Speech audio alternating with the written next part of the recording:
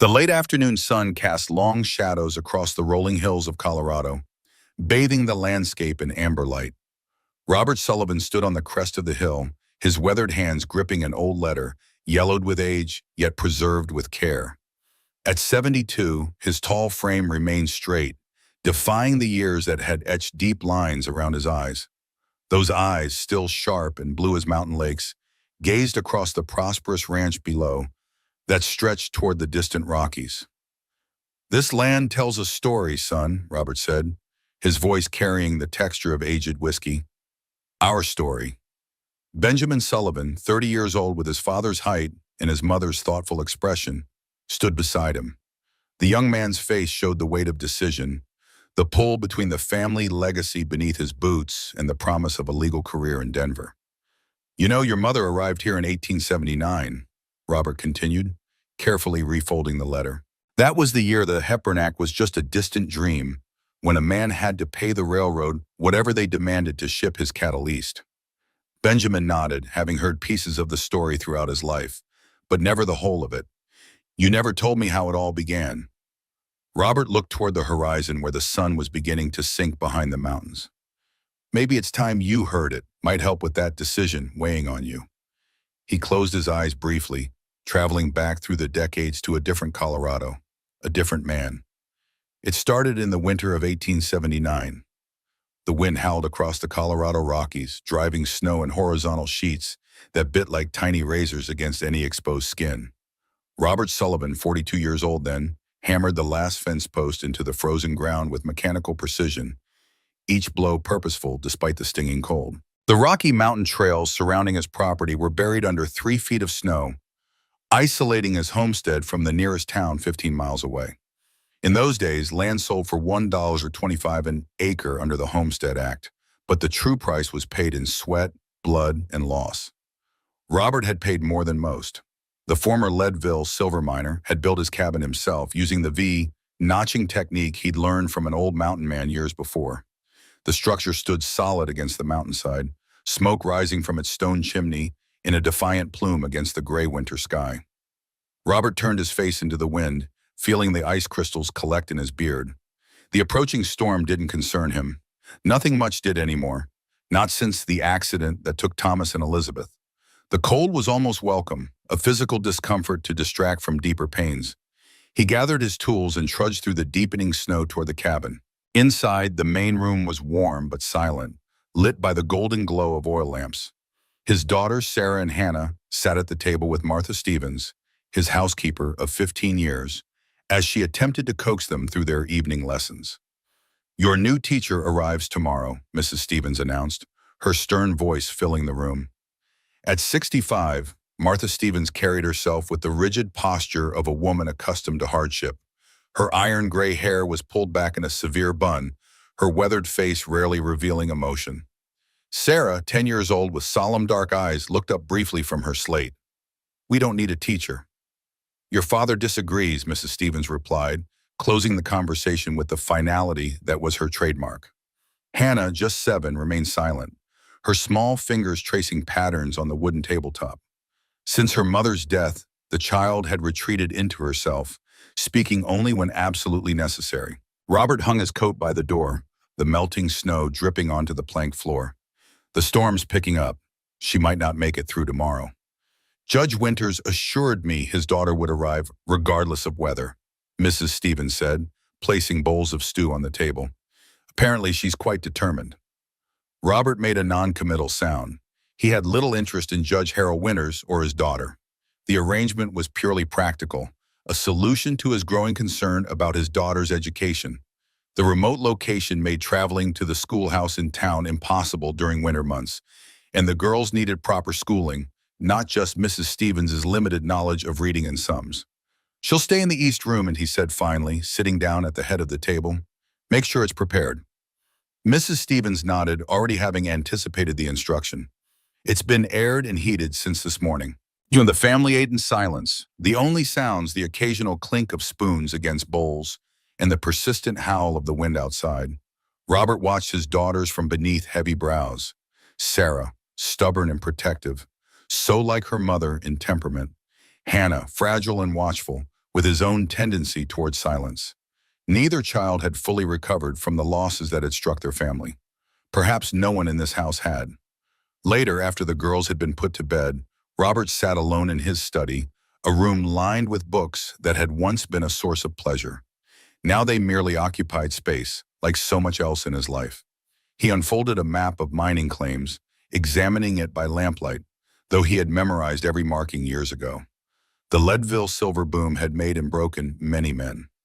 Robert Sullivan had been among the latter, though not for the usual reasons of bad luck or poor judgment. No, his ruin had come from a different source entirely, one whose name still caused his hand to tighten around his pencil until it nearly snapped. Sleep would not come easily tonight. It rarely did. The next afternoon, Catherine Winters sat straight-backed in the stagecoach as it labored along the snow-covered road from Denver to Central City. At 32, she possessed the composed demeanor of a woman who had weathered significant storms in life while maintaining her dignity. Her honey-brown hair was arranged in a practical style beneath her bonnet, and her hazel eyes missed little of the passing scenery, despite the limited view through the ice-crusted windows. Denver had grown impressively since becoming the territorial capital in 1867, but Catherine found herself increasingly uncomfortable there under her father's influence. Judge Harold Winters had built a reputation for uncompromising judgment, both in the courtroom and in his personal life. His latest decree had been the most difficult for Catherine to bear. "You will marry Walter Blackwood by spring," he had announced over dinner 3 weeks prior, as casually as if discussing the weather. "The arrangements have been made." Catherine had placed her fork deliberately beside her plate. "I believe you've forgotten, Father, that I have not agreed to such an arrangement." The judge's eyes had narrowed dangerously. "Your agreement is not required, Catherine. Your late husband's will stipulated that his estate would revert to his family should you not remarry within 5 years of his death. That deadline approaches, and I've negotiated terms with Walter that will preserve your financial security. I have my teaching position. A temporary diversion, nothing more. Walter is 54, established, respected. The match is suitable." Catherine had met Walter Blackwood at various social functions over the years. The bank owner had always been polite, even charming in his way, but something in his calculating gaze when he thought himself unobserved had always disturbed her. Moreover, there had been whispers about his business practices, questionable land acquisitions, and financial manipulations that her father conveniently ignored. "I will not marry for convenience, Father." The judge's face had hardened. "Then you leave me no choice but to exercise alternative measures." Those alternative measures now had Catherine bouncing along a treacherous mountain road toward an uncertain future. Teaching the Sullivan children in their remote homestead was both punishment and exile, designed to break her will through isolation and menial labor. What her father failed to understand was that Catherine welcomed the distance from Denver and the society that had become increasingly suffocating since her husband's death. James Winters had been a kind man, a dedicated physician who succumbed to the same influenza outbreak that claimed many of his patients. Their marriage had been brief but respectful, if not passionate. His death had left Catherine with a modest income, medical knowledge gleaned from assisting him, and a profound appreciation for independence. The stagecoach lurched suddenly, throwing Catherine against the opposite seat. Outside, men's voices shouted. The coach slowed, then stopped entirely. Catherine tensed, reaching for the small pistol in her reticule, a precaution her husband had insisted upon during his lifetime. The door wrenched open, revealing a masked figure. "Everyone out! Valuables on the seat now!" The elderly couple sharing the coach with Catherine gasped in terror. The old gentleman fumbled with his watch chain, while his wife began to weep softly. Catherine met the robber's eyes steadily. "The gentleman is unwell. Allow me to assist him." Something in her calm demeanor gave the man pause. He gestured with his pistol for her to proceed, watching warily as she helped the elderly man from the coach. As they stepped onto the snowy ground, Catherine noted the second robber holding the driver at gunpoint. "Please," the old man whispered, clutching his chest. "My heart." His legs buckled and Catherine caught him as he collapsed, easing him to the ground. Years of assisting her husband had trained her to act quickly in medical emergencies. She loosened the man's collar, checked his pulse, and began to administer emergency care. "He needs immediate attention," she called to the robbers. authority ringing in her voice. His heart is failing. The first robber hesitated, glancing at his companion. Catherine continued her ministrations, speaking firmly to the patient while retrieving a small medical kit from her bag.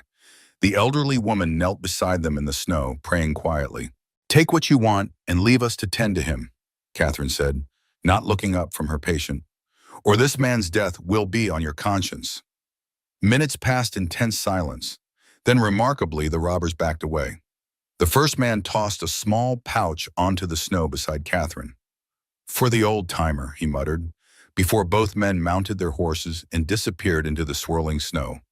The coach driver stared in disbelief. "In 20 years on this route, I ain't never seen road agents just ride off." Catherine ignored him, focusing on administering a heart stimulant from her kit. Gradually, the elderly man's breathing steadied and color returned to his face. "You've had a shock, but you'll recover," she told him softly. "Rest now." 2 hours later, the journey resumed. The elderly couple regarded Catherine with something approaching reverence, while the driver told and retold the story to anyone who would listen at each subsequent stop. By the time they reached Central City, Catherine's reputation had preceded her, though not in a way that would have pleased her father. The final leg of the journey was made in a smaller coach, specially hired for the remote route to the Sullivan homestead. As they climbed higher into the mountains, the driver, a taciturn man named Jenkins, finally broke his silence. "Ain't many who'd come up this way willingly, ma'am, especially not a city lady." Catherine gazed out at the stunning, severe landscape. "I've found that challenging paths often lead to the most worthwhile destinations, Mr. Jenkins." The man grunted, not entirely convinced. "Sullivan keeps to himself since the tragedy. Can't say I blame him." "What tragedy would that be?" Jenkins glanced back, surprised. "You don't know? Thought that's why you were hired, on account of the boy and his mother." Before Catherine could question him further, the coach rounded a bend, and the Sullivan homestead came into view. Catherine's first impression was one of isolated beauty. The main house, a substantial log structure with a stone foundation, stood against the mountainside like it had grown there naturally. Smoke curled from the chimney, and several outbuildings clustered nearby, all well maintained despite the remote location. As the coach stopped before the main house, the front door opened. Mrs. Stevens emerged, wrapped in a thick shawl, her expression as unwelcoming as the winter landscape. "Miss Winters," she stated, more acknowledgement than greeting. Catherine stepped down from the coach, straightening her travel-worn clothing. "Mrs. Stevens, I presume? Thank you for meeting me. Your room is prepared. The girls are in their studies. Mr. Sullivan is occupied at present." No mention of where Catherine might leave her baggage or whether refreshment might be offered after her arduous journey. The message was clear. Catherine was not a guest, but an employee, and a barely tolerated one at that. "I appreciate your directness," Catherine replied evenly. "Perhaps you might show me to my room so I might freshen up before meeting my pupils." The older woman's expression betrayed the slightest surprise at Catherine's composure. She had clearly expected tears or complaint from a judge's daughter faced with such a cold reception.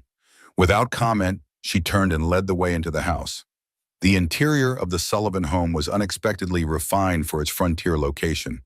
The main room featured a massive stone fireplace, well-crafted furniture, and walls lined with bookshelves. Catherine noted details that spoke of former prosperity: a fine piano in the corner, covered now with a protective cloth, quality carpets from Eastern manufacturers, paintings in gilded frames, though some were oddly covered with dark fabric.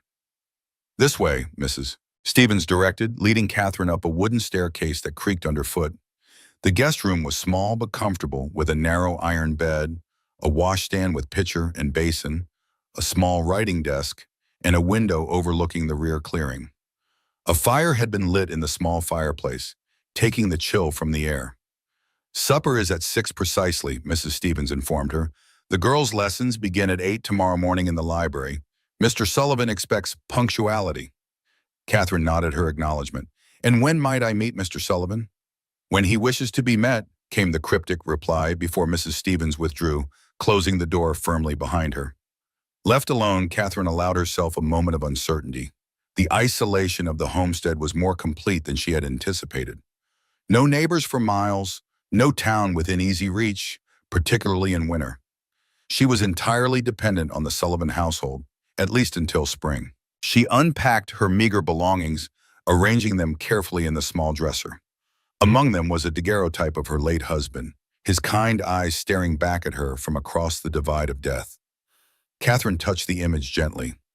"Well, James, this is certainly not the life we planned," she murmured. "But perhaps there's purpose in it yet." She changed her travel-stained clothing, washed her face and hands in the cold water from the pitcher, and prepared to meet the children who would be her charges for the foreseeable future. Whatever else awaited her in this remote mountain home, Catherine was determined to fulfill her responsibilities to these motherless girls with the same dedication she had once brought to assisting her husband in his medical practice. The library, like the rest of the house, showed signs of former elegance now fallen into disuse. Dust motes danced in the pale winter sunlight that filtered through heavy curtains. Bookshelves lined the walls filled with volumes on mining, law, history, and literature, suggesting an educated mind now neglected. Sarah and Hannah Sullivan sat at a large oak table, their expressions guarded as Catherine entered. Sarah, the elder, had dark hair pulled back severely from a face too serious for her years. Her eyes, a striking blue that must have come from her father, assessed Catherine with undisguised suspicion. Hannah, smaller and more delicate, kept her gaze fixed on the table before her light brown curls hiding her face. "Good afternoon," Catherine said warmly.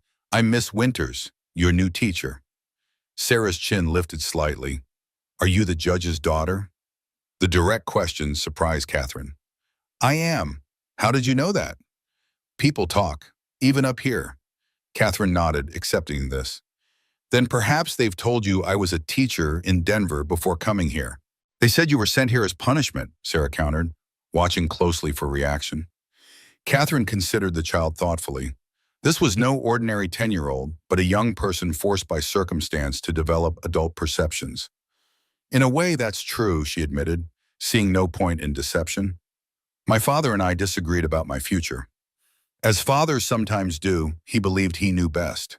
As daughters sometimes do, I had different ideas." Something flickered in Sarah's eyes, perhaps recognition of a shared experience. "Hannah," Catherine said gently, turning to the younger girl, "would you look at me, please?" Slowly, the child raised her head. Her eyes, unlike her sister's, were a soft brown, currently wide with apprehension. Catherine smiled encouragingly. "Thank you. Now I'd like both of you to understand something. While I may be here because of a disagreement with my father, teaching you is not a punishment. It's an opportunity for all of us. I hope we can learn from each other." Sarah's expression remained skeptical, but Hannah's fearful look eased slightly. "Now then," Catherine continued, "perhaps you could show me what you have been studying." The remainder of the afternoon was spent assessing the girls' educational progress. Sarah, despite her resistance, proved to be bright and well-read for her age with a particular aptitude for mathematics. Hannah struggled more, especially with reading, but showed promise in drawing and natural observation. Both children had significant gaps in their formal education, unsurprising given their isolated circumstances. Catherine was making notes about appropriate lessons when she became aware of a presence in the doorway. Looking up, she found herself being observed by a man who could only be Robert Sullivan. He stood tall and imposing, his broad shoulders filling the doorframe. His face, partially obscured by a neatly trimmed beard, bore the weathered look of someone who spent considerable time outdoors. But it was his eyes that commanded attention, a piercing blue that seemed to assess and judge in a single glance. Catherine rose from her seat, meeting his gaze directly. "Mr. Sullivan, I'm Catherine Winters." He studied her for a moment longer before speaking. "Miss Winters, I trust your journey was tolerable." "Quite eventful, actually, but I arrived safely, which is what matters." His expression revealed nothing of his thoughts. "Mrs. Stevens informs me you've begun assessing the girls' education." "Yes, they're bright children, particularly Sarah. With structured guidance, they could advance quickly." Robert's gaze shifted to his daughters, softening almost imperceptibly. "That's why you're here. They've fallen behind." Sarah frowned at this characterization but remained silent under her father's gaze. "If I might inquire," Catherine ventured, "what specific expectations do you have for their education? Reading, writing, arithmetic, history, geography. the basics required for young ladies of their station. The answer was curt, revealing little of the man's true priorities for his daughters. Catherine noted his reference to their station, suggesting aspirations beyond their current isolated circumstances. In music? She asked, glancing toward the covered piano. A shadow crossed his face. That's not necessary. Father, Sarah interjected suddenly. Miss Winters found the grave today. The temperature in the room seemed to drop. Robert Sullivan's expression hardened, his gaze returning to Catherine with new intensity. I encountered a small memorial while walking the grounds before supper, Catherine explained. I meant no intrusion. That area is private, he stated flatly. In the future, confine yourself to the house and immediate yard. The mountain can be dangerous for those unfamiliar with it. Of course, I apologize if I overstepped. Robert turned to leave, then paused. Supper is at 6. The girls should complete their reading by then. After he departed, a heavy silence fell over the library. Catherine waited, sensing that Sarah had deliberately provoked the uncomfortable exchange. Why did you mention the grave? She asked the girl gently. Sarah met her gaze defiantly. So you'd know not to go there again. It's where Thomas is buried.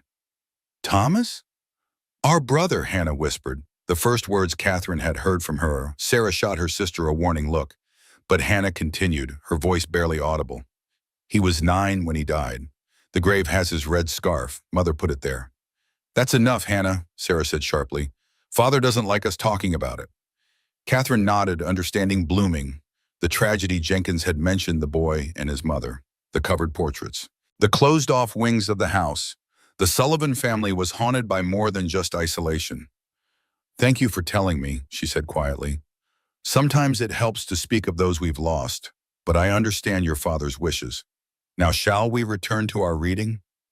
The remainder of the afternoon passed without further revelations. At supper, Robert Sullivan was largely silent, addressing occasional questions about the ranch to Mrs. Stevens and briefly inquiring about the girls' progress. Catherine was neither included nor explicitly excluded, occupying an ambiguous position somewhere between family member and servant. After the girls were sent to bed, Catherine found herself alone in the main room with Robert. He stood by the window, staring out at the moonlit snow, a glass of whiskey in his hand. The silence between them stretched uncomfortably until Catherine decided to address the unavoidable. Mr. Sullivan, I feel I should clarify my understanding of my position here. He turned slightly, regarding her with that measuring gaze. You're here to educate my daughters. Yes, but beyond the academic requirements, I'm uncertain of your expectations regarding their emotional well-being. His expression darkened. Meaning what exactly? Catherine chose her words carefully. The girls have clearly experienced significant loss. Children often need more than academic instruction to thrive, particularly in such circumstances. Miss Winters, he said, his voice low and controlled, I hired you to teach reading and sums, not to interfere in matters beyond your concern. My daughters don't need your sentiment or your pity. They need discipline and education. With respect, Mr. Sullivan, children don't learn through discipline alone. They also need warmth. A closed heart cannot assimilate knowledge effectively. For a moment, something flashed in his eyes, a response to her directness that might have been anger or surprise. The air between them seemed charged with unspoken challenge. In this house, Miss Winters, you will follow my directives precisely. The emotional matters you reference are private and will remain so. Is that understood? Catherine maintained her composure, though his dismissal stung. Perfectly, Mr. Sullivan. Good night. She turned to leave, her back straight and head high. Miss Winters. She paused, looking back over her shoulder. Judge Winters has a reputation for inflexibility. It appears the trait is hereditary. Was that the slightest hint of respect in his tone? Catherine couldn't be certain. Good night, Mr. Sullivan. In her small room, Catherine lit the lamp and removed her journal from the drawer where she had placed it earlier. The leather-bound volume had been a gift from her husband, a place to record medical observations that had evolved into a personal chronicle after his death. Opening to a fresh page, she began to write. January 15th, 1879. The Sullivan homestead presents a study in contradictions. Refinement amid wilderness. Education amid isolation. A family fractured by loss yet bound by unspoken grief. The father, Robert Sullivan, embodies these contradictions most acutely. A man of evident intelligence and former prosperity, now withdrawn into emotional fortress. The children, particularly young Hannah, show signs of the emotional deprivation that follows such tragedy.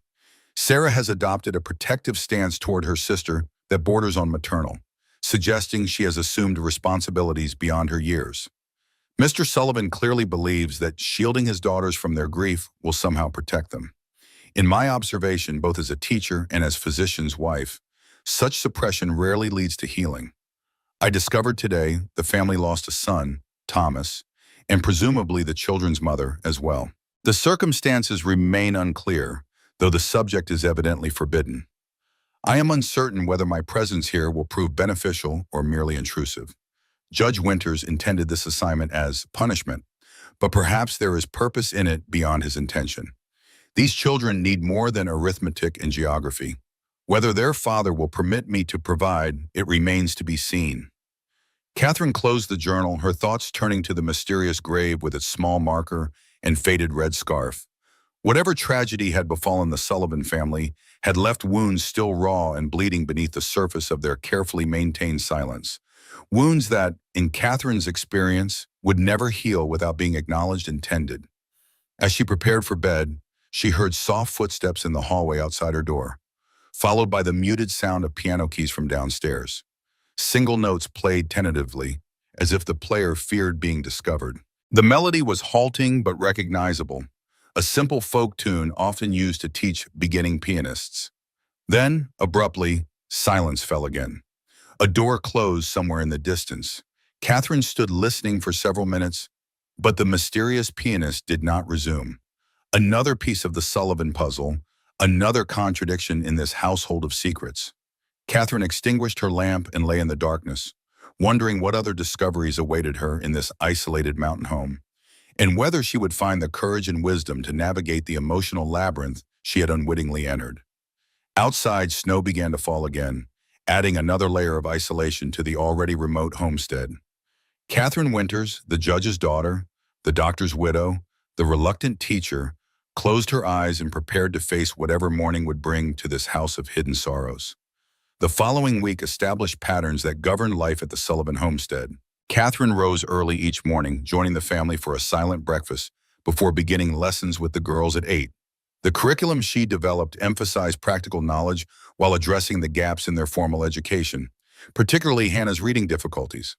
Sarah remained wary but gradually showed signs of intellectual engagement, particularly when Catherine introduced more advanced mathematical concepts.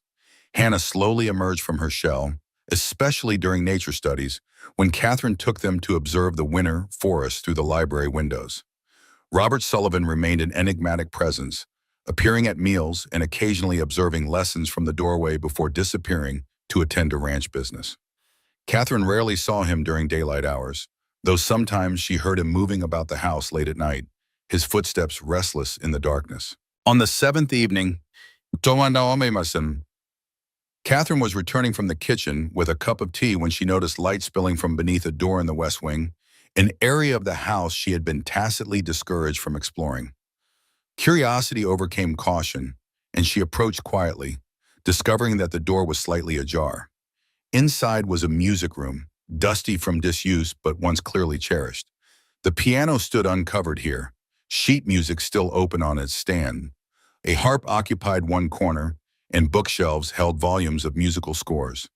What caught Catherine's attention, however, was a portrait that had fallen to the floor beside the hearth. She entered cautiously and lifted the frame. The painting depicted a young woman with a gentle face and sad eyes, wearing a moss-green dress of fine satin.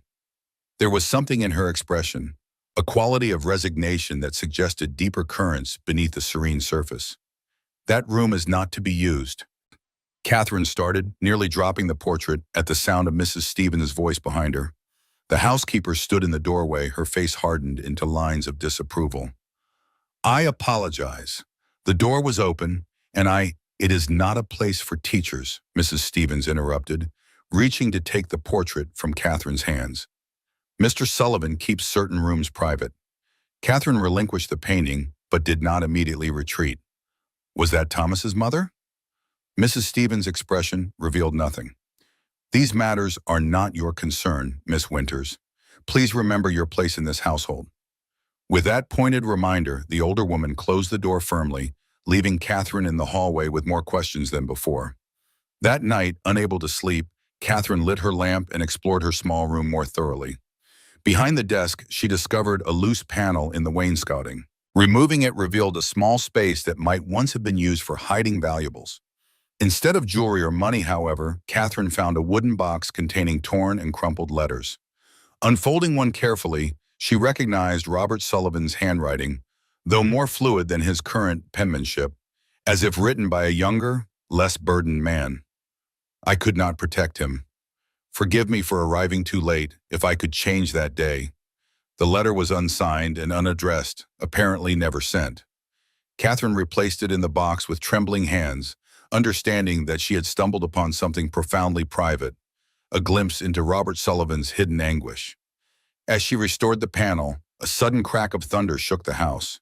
Within moments, rain mixed with sleet began to pound against the windows as a violent storm descended upon the mountain. Catherine extinguished her lamp and lay in darkness, listening to the tempest rage outside, a fitting accompaniment to the emotional turbulence she sensed within these walls. The storm continued through the night and into the following day, confining the household indoors. Lessons proceeded as usual, though Hannah seemed especially nervous, starting at each thunderclap. By evening, the storm had intensified, rattling windows and causing the lights to flicker ominously. After supper, as Catherine was helping Mrs. Stevens clear the table, a particularly violent gust caused the lamps to go out entirely, plunging the house into darkness. Hannah cried out in fear. "Stay calm," Robert's voice commanded from somewhere near the fireplace.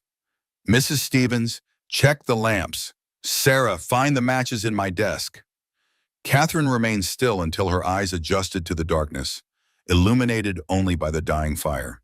She could make out Hannah's small form, trembling by the table. "Hannah," she called softly, "come here to me." The child hesitated, then moved toward Catherine's voice. Catherine knelt and gathered the girl into her arms, feeling her small body shaking with terror. "It's all right," she soothed, "just a storm. We're safe inside." As Mrs. Stevens and Sarah worked to restore the lamps, Catherine led Hannah to the sofa near the fire.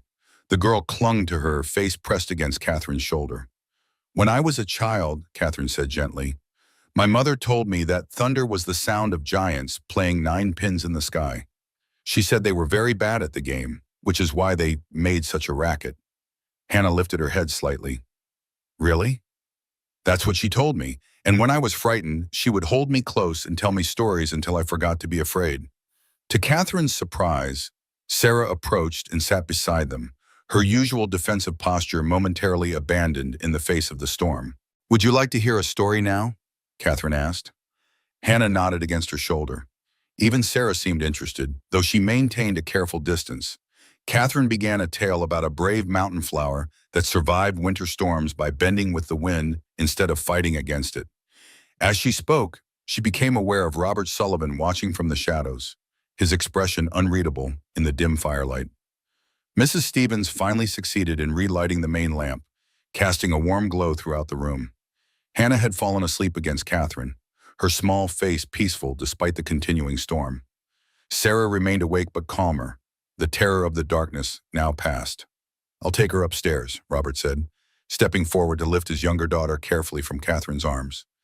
Catherine stood, smoothing her skirts. She was quite frightened. Perhaps someone should sit with her for a while. "I'll stay with her, Father," Sarah offered quietly. Robert nodded, carrying Hannah toward the stairs with Sarah following close behind. At the doorway, Sarah paused and glanced back at Catherine. "Thank you for the story," she said, the words clearly difficult for her. It would have made my mother smile." After the children had gone upstairs, Catherine found herself alone with Mrs. Stevens, who was straightening the room with brisk efficiency. "You've overstepped again," the housekeeper said without looking up. "Mr. Sullivan doesn't approve of coddling." "Comforting a frightened child is hardly coddling, Mrs. Stevens." "You don't understand this family or this house," the older woman replied, her voice lowering. "There are wounds here that cannot be healed by stories or gentle words." Catherine studied the housekeeper's lined face, seeing beyond the stern exterior to the concern beneath. Perhaps you might help me understand then, for the children's sake. Mrs. Stevens hesitated, then shook her head. It's not my place to speak of such things. But I will say this. Mr. Sullivan is an honorable man who has endured more than his share of tragedy. The girls need education and stability, not emotional entanglements that will only bring more pain when you inevitably leave. Is that what happened before? Someone left? The housekeeper's expression closed like a door being shut. Good night, Miss Winters. Left alone in the main room, Catherine sat before the fire, contemplating all she had learned and all that remained mysterious. The storm continued outside, but within the Sullivan home, something had shifted this evening. A small crack had appeared in the wall of silence, offering a glimpse of the pain behind it. In her journal that night, Catherine wrote, I have seen a nameless grave beside wild roses.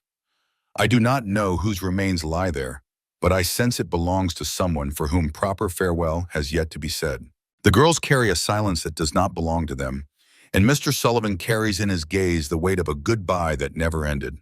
Tonight, during the storm, I held Hannah as she trembled, and for a moment, walls came down.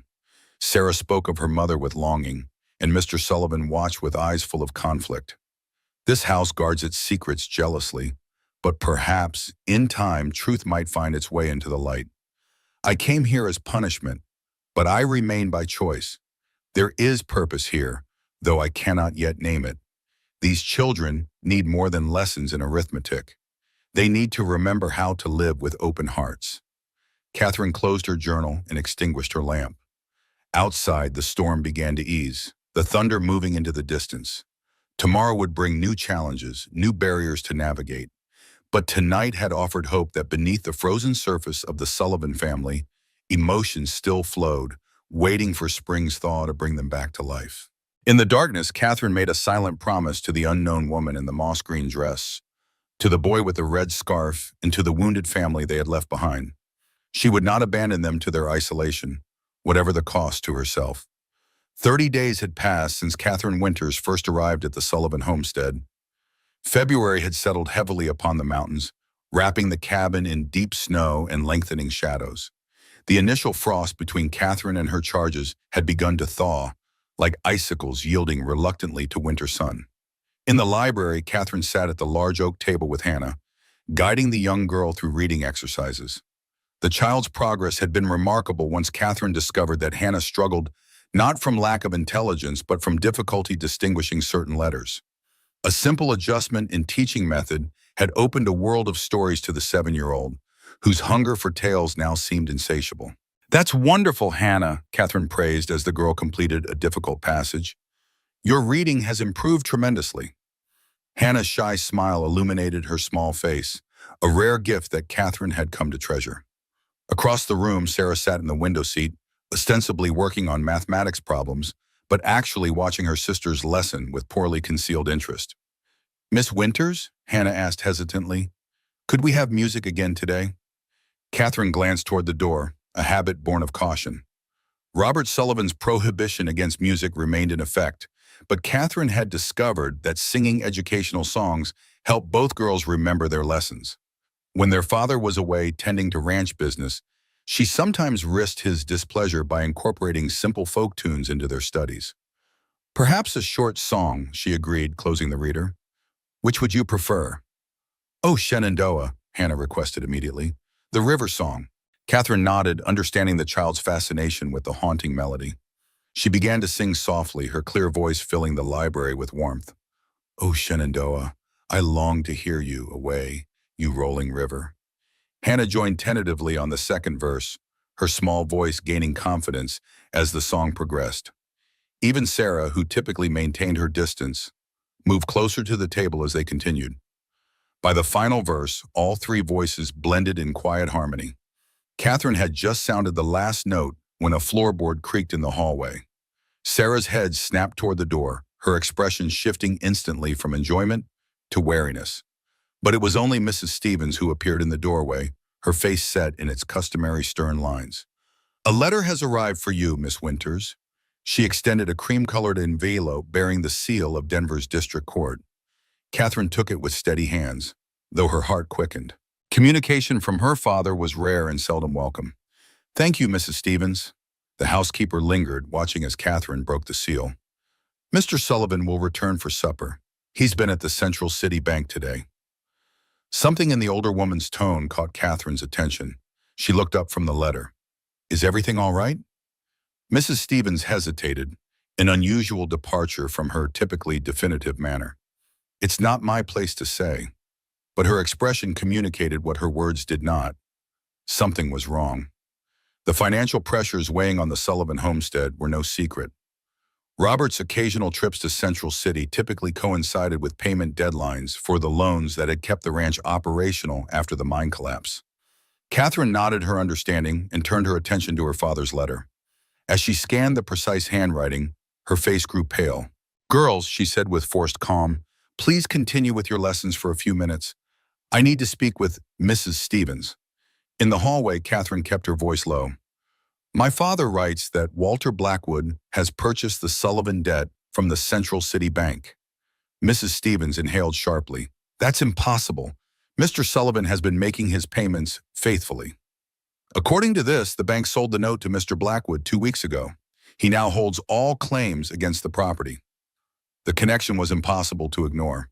Walter Blackwood, the man Catherine had refused to marry, now controlled Robert Sullivan's financial fate.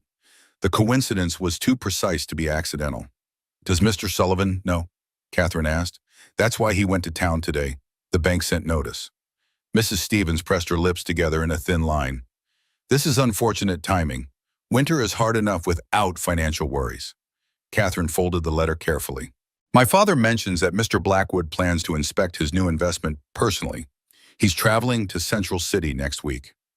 Then Mr. Sullivan will need to prepare." Mrs. Stevens turned to go, then paused. "Miss Winters, I don't presume to know your history with this Mr. Blackwood, but I sense there's more to this situation than appears on the surface." "There is," Catherine confirmed. "Walter Blackwood was my father's choice for my second husband. I declined the match." Understanding dawned in the housekeeper's eyes. "And now he pursues Mr. Sullivan's debt. It seems more than coincidental." Mrs. Stevens nodded slowly. "Mr. Sullivan is a proud man, Miss Winters. He won't appreciate being caught in the middle of a personal dispute." "This isn't of my making," Catherine protested. "I had no idea of the connection until today." "Nevertheless, you might prepare yourself for his reaction. He's had his share of betrayals." With that cryptic warning, Mrs. Stevens departed to prepare the evening meal, leaving Catherine to contemplate the complex web that now entangled her with the Sullivan family. The coincidence was too precise to be random. Her father and Walter Blackwood had conspired to use Robert's financial vulnerability as leverage against her. But why?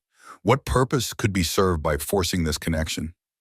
Catherine returned to the library, her mind working through the possibilities as she resumed the girls' lessons. By the time the afternoon light began to fade, casting long shadows across the snow-covered clearing outside, she had reached a troubling conclusion. Walter Blackwood wanted her as his wife, yes, but he also wanted something from Robert Sullivan. Something beyond money. Something worth manipulating Judge Winters and purchasing a mountain ranch's debt in the middle of winter. The answer, she suspected, lay somewhere in Robert's past, in the tragedy that had claimed his son and wife, in the collapse of his mining ventures, in the silence that hung like a shroud over this remote cabin. When Robert returned that evening, the change in his demeanor was immediately apparent. His weathered face appeared more deeply lined, his shoulders tense beneath his heavy coat. He barely acknowledged Catherine's presence as he sat heavily at the head of the table, accepting a cup of coffee from Mrs. Stevens with a nod of thanks. "How was town, Father?" Sarah asked cautiously. "Cold." The single word closed the conversation before it began. The meal proceeded in uncomfortable silence. Hannah cast anxious glances at her father, while Sarah maintained a watchful stillness. Only when the girls had been excused and sent upstairs did Robert finally acknowledge Catherine directly. "You'll be interested to know, Miss Winters, that I met an associate of your father's today." Catherine set down her teacup carefully. "Mr. Blackwood?" Robert's eyes narrowed slightly. "You're aware of this situation, then?" "My father sent a letter that arrived this afternoon." "How convenient." Robert's voice carried an edge of bitterness. Did it explain why a Denver banker has suddenly taken interest in a struggling mountain ranch? Catherine met his gaze directly. I believe Mr. Blackwood's interest is not in your ranch, but in forcing my hand. Explain. Catherine outlined the situation succinctly, describing her father's arrangement with Walter Blackwood and her refusal to participate in it. She finished by saying, I suspect Mr. Blackwood believes that by threatening your livelihood, he can compel me to reconsider his proposal. Robert listened without interruption, his expression unreadable. When she finished, he remained silent for several long moments, studying her as if seeing her for the first time. So my family's future hangs in the balance of a society marriage negotiation, he finally said, his voice deceptively calm. How fortunate for us to play such a vital role in Denver's social machinations. The sarcasm stung, but Catherine refused to flinch. I understand your anger, Mr. Sullivan, but I assure you I had no knowledge of this scheme until today. And now that you do know, the question hung between them, fraught with unspoken implications. What was he asking? What she intended to do? Whether she would sacrifice herself to save his ranch? Whether she was complicit in the manipulation? I don't respond well to coercion, Mr. Sullivan, she answered carefully. Neither my father's nor Mr. Blackwood's. I won't be forced into a marriage I don't desire, no matter the pressures applied. Something shifted in his gaze, a flicker of what might have been respect. Then we find ourselves in similar positions, Miss Winters, cornered by circumstances beyond our control. Perhaps not entirely beyond control, Catherine suggested. Mr. Blackwood is a businessman. He responds to financial incentives. If you could secure alternative financing, Robert laughed, a short, humorless sound. In winter, with most banks already wary of mountain investments after the silver panic, Blackwood knows exactly what he's doing. He's acquired my debt at the precise moment when I'm most vulnerable. Catherine couldn't argue with his assessment. The timing was indeed calculated for maximum pressure. There's a connection here I don't fully understand, she said, following her instinct. Between you and Walter Blackwood. This feels personal, beyond my situation. Robert stared into his coffee cup as if divining secrets from the dark liquid. For a moment, Catherine thought he wouldn't answer. Then, without looking up, he spoke in a voice so low she had to lean forward to hear.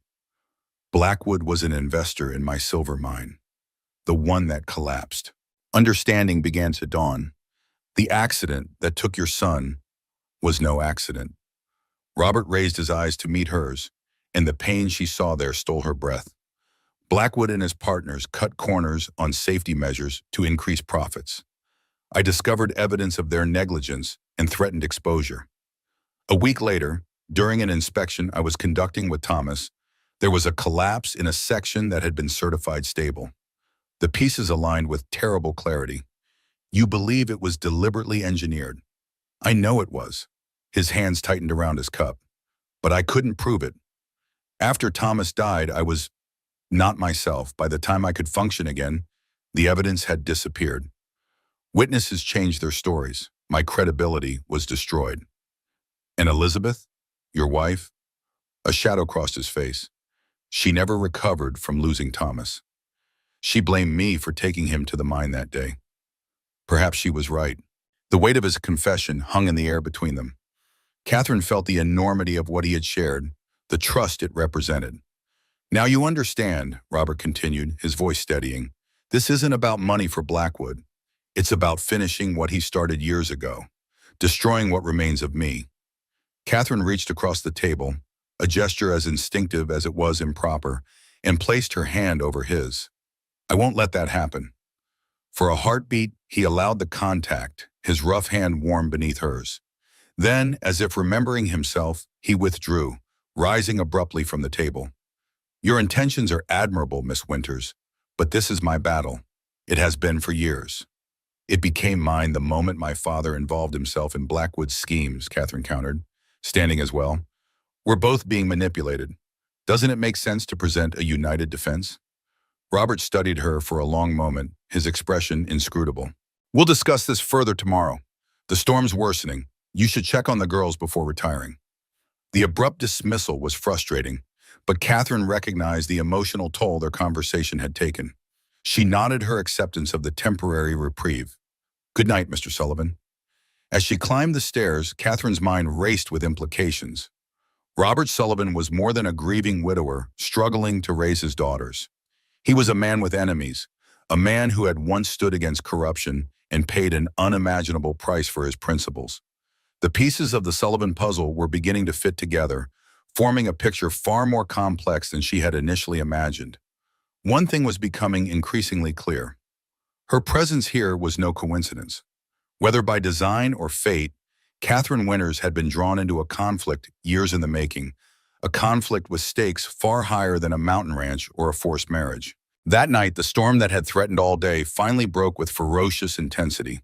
Wind howled through the valley, driving snow against the windows in blinding sheets. Catherine had just finished writing in her journal when a soft knock sounded at her door. Opening it, she found Hannah standing in the hallway, her small face white with fear, clutching a worn rag doll to her chest. "I'm afraid," the child whispered. "The storm sounds angry." Catherine drew her inside, wrapping a blanket around her trembling shoulders. "Storms aren't angry, my dear, just powerful. Like the ocean, they simply follow their nature." Hannah leaned against her, seeking comfort. "Sarah said I shouldn't bother you, but—" "You're never a bother," Catherine assured her, smoothing the girl's tangled hair. "Would you like to stay with me until you feel safer?" The child nodded, her relief palpable. Catherine settled her on the bed, continuing to stroke her hair soothingly as the storm raged outside. Within minutes, Hannah's eyelids grew heavy, the combination of warmth and safety lulling her towards sleep. "Miss Winters?" she murmured drowsily. "Yes, Hannah." "Will you stay at our home forever?" The innocent question caught Catherine by surprise. "I'm not sure that's possible, dear one." "But you make the cold go away," Hannah said, her words slurring as sleep claimed her. "Even Father isn't so cold when you're here." Before Catherine could respond, the child had drifted into slumber. She sat beside the bed, watching Hannah's peaceful face and contemplating her simple observation. Children often perceive truths that adults had learned to ignore or deny. Had Robert Sullivan's frigid demeanor indeed thawed somewhat during her time here? Perhaps. There had been moments of connection, brief glimpses of the man behind the defensive walls. But any progress toward mutual understanding now faced a serious setback with Walter Blackwood's interference. A particularly violent gust rattled the windows, drawing Catherine's attention to the worsening storm. Through the swirling snow, she could barely make out the outbuildings. Concern gnawed at her. Robert had mentioned the need to check the livestock in the barn if the storm intensified beyond a certain point. From what she could see, those conditions had been met. After ensuring Hannah was deeply asleep, Catherine wrapped herself in her heaviest shawl and made her way downstairs. The main room was dark and empty, the fire burning low in the grate. She was about to seek out Mrs. Stevens when the front door burst open, admitting a blast of frigid air and a snow-covered figure. Robert stumbled inside, forcing the door closed against the howling wind. He leaned heavily against the wall, breathing hard, his coat crusted with ice. "Mr. Sullivan," Catherine rushed forward. "Are you all right?" He straightened with obvious effort. The north corral fence broke. Had to secure the horses. As he moved into the light, Catherine gasped. Blood seeped through his left sleeve, staining the already dark fabric. "You're injured." She reached toward him, but he pulled away. "It's nothing. A post splinted when I was repairing the fence." "Let me see," Catherine insisted, her tone leaving no room for argument. "I have medical training." After a moment's resistance, Robert relented, allowing her to help him remove his coat. The wound was a jagged tear along his upper arm, already swelling angrily around the edges. "This needs cleaning and stitching," she said, examining it critically. "The cold has slowed the bleeding, but there's a risk of infection." "Mrs. Stevens can—" "Mrs. Stevens is asleep, and I am capable," Catherine interrupted. "Please sit by the fire. I'll fetch my medical kit." To her surprise, Robert complied without further protest. Perhaps the pain and cold had worn down his usual resistance. By the time she returned with supplies, he had settled in the chair nearest the hearth, his face drawn with exhaustion. Catherine worked methodically, first cleaning the wound with antiseptic, then preparing needle and silk suture. "This will hurt," she warned. "I have laudanum if you wish." "No." The response was immediate and firm. Just proceed.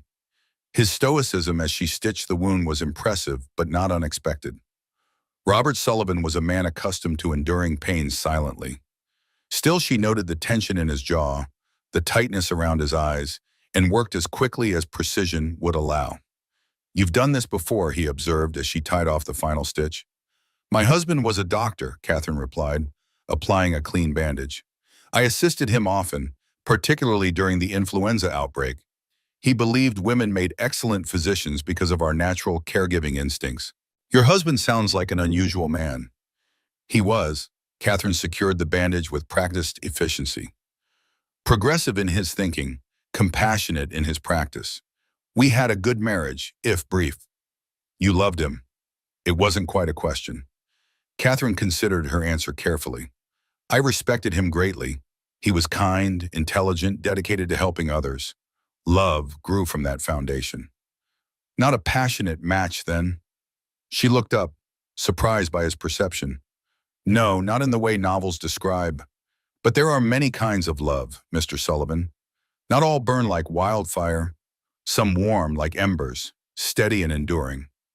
Their eyes met across the small space between them, and for a moment something unspoken passed between them.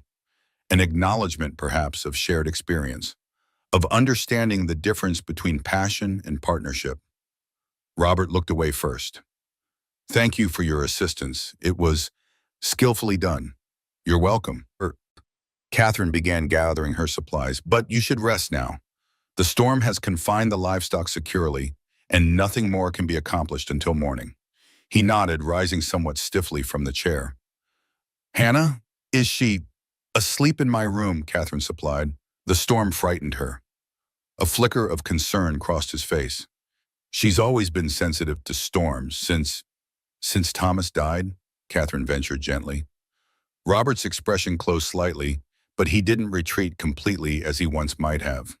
"Yes, the mine collapse happened during a spring thunderstorm. Hannah was very young, but children remember such things, especially when associated with loss." "They do," Catherine agreed. "Perhaps tomorrow you might speak with her about it. Children often need reassurance that their fears are understood." She expected resistance or dismissal. Instead, Robert nodded thoughtfully. "Perhaps I should. It's been difficult to speak of these things. The most necessary conversations often are." Another moment of connection stretched between them, deeper than before.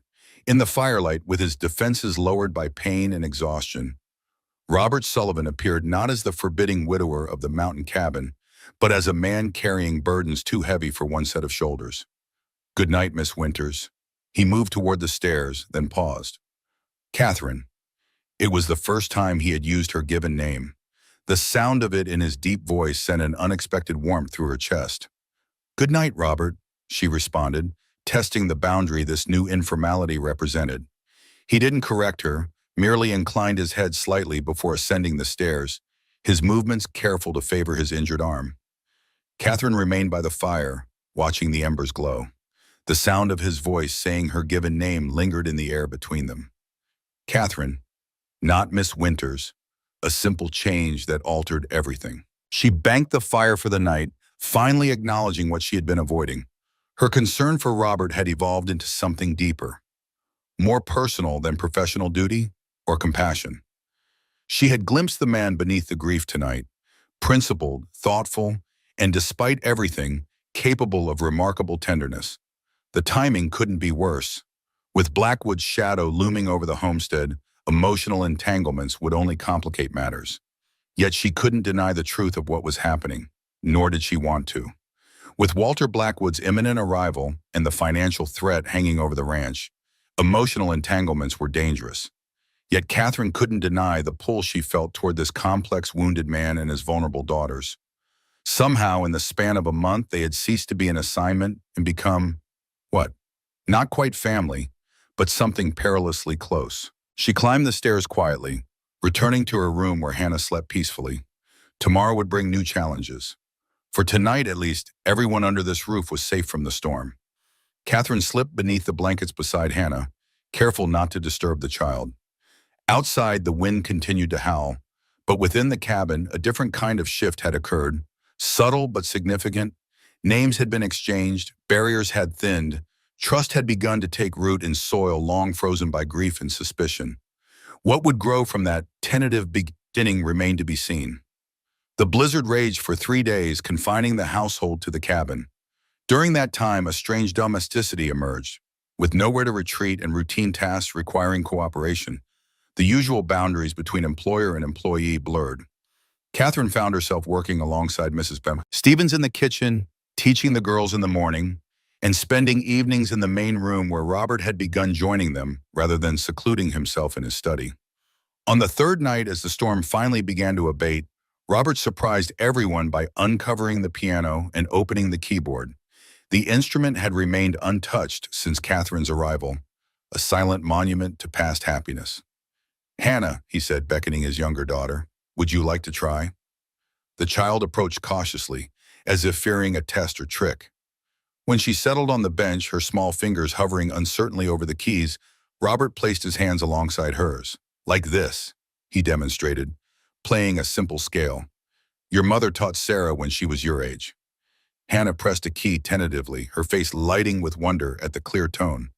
"It's pretty." "Yes," Robert's voice held a wealth of emotion.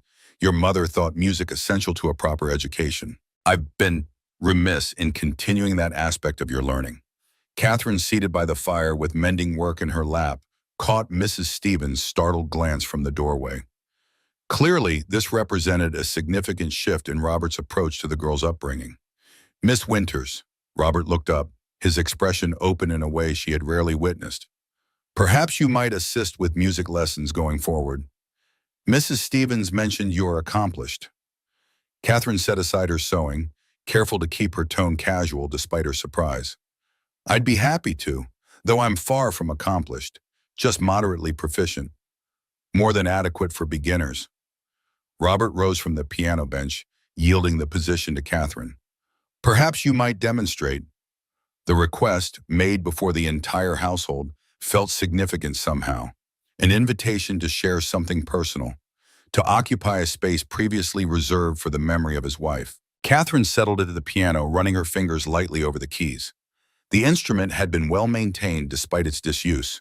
She began with a simple melody, Stephen Foster's Beautiful Dreamer, a popular parlor song that showcased the piano's sweet tone without being overly showy. As she played, she became aware of the rapt attention of her small audience. Hannah had edged closer, her eyes wide with delight. Sarah maintained her customary reserve, but her focus never wavered from Catherine's hands. Mrs. Stevens had paused in her evening tasks, dish towel hanging forgotten from her hands. And Robert, when Catherine glanced up, she found him watching her with an expression she couldn't quite define, something between wonder and sadness, as if the music unlocked memories both precious and painful. When she finished, a hush hung in the room, broken finally by Hannah's spontaneous applause. "That was beautiful. Could I learn to play like that?" "With practice and patience," Catherine assured her, beckoning the child to join her on the bench. "Shall we begin now?" As she guided Hannah through simple finger exercises, Catherine was acutely conscious of Robert's continued presence. Instead of retreating as was his habit when family activities became too emotionally charged, he settled in his chair by the fire, watching his daughter's first music lesson with quiet attentiveness.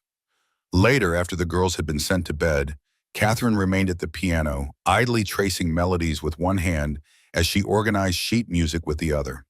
The household had settled into nighttime quiet. Mrs. Stevens retired to her room, the fire burning low in the grate. She didn't hear Robert's approach until he spoke from just behind her. "You play beautifully." Catherine turned, startled to find him standing so near. "Thank you, though I'm sadly out of practice." It didn't show. He hesitated, then asked, "Would you play something else? Something you enjoy, rather than what might suit a lesson?" The request touched her unexpectedly. How long had it been since anyone had asked what she enjoyed? Catherine considered for a moment, then nodded, turning back to the keyboard. She chose a nocturne, a piece that reflected the quiet intimacy of the moment, the soft shadows of the cabin at night, the gentle fall of snow outside now that the storm had passed. The music rose and fell like breathing, sometimes barely audible, sometimes swelling with emotion before subsiding again into stillness. When the final note faded, Catherine remained motionless, hands resting lightly on the keys, aware of a strange tension in the air. Not uncomfortable, but charged with unspoken feeling. Elizabeth used to play in the evenings, Robert said softly. Not like that, nothing so complex. Simple songs, hymns mostly, but the house felt alive when she played. Music has that power, Catherine responded, sensing the significance of him sharing this memory. It fills empty spaces, not just in rooms, but in people. Yes, he moved to stand beside the piano, his proximity unusual enough to quicken Catherine's pulse slightly. I thought, when she died, that I couldn't bear to hear music again, that the sound would only emphasize her absence. But tonight, his gaze met hers, direct and unguarded. Tonight it felt like remembering her, not losing her again. The honesty of his response moved her deeply. That's healing, Robert. Natural and necessary. Perhaps. He glanced toward the darkened hallway leading to the West Wing, where photos and mementos of his previous life remained shrouded. There's much I've kept buried these past years. For the girl's sake, I told myself. But truthfully, for my own as well. Grief doesn't follow rules or timelines, Catherine said gently. There's no correct way to navigate loss. No, he agreed, but there are destructive ways. I've come to see that my silence has done the girls no favors. Sarah especially. She carries more than a child should. She's remarkably strong. Like her mother. A sad smile touched his lips briefly. Elizabeth would be ashamed of how I've handled things. She believed in facing difficulties directly, in honesty above comfort. Catherine chose her next words carefully, sensing they stood at a threshold of some kind. It's not too late to honor that belief, Robert, to begin speaking of her openly, to celebrate who she was rather than only mourning her absence. He considered this, his expression thoughtful. You've brought change to this household, Catherine. I'm not certain whether to thank you or resent you for it. The candid admission startled a small laugh from her. Perhaps both reactions are valid. Perhaps. He took a step back, creating distance between them. It's late. I've kept you from your rest. I don't mind, she said truthfully. Conversations like this are rare and valuable. Nevertheless, he moved toward the doorway, pausing before he left the room.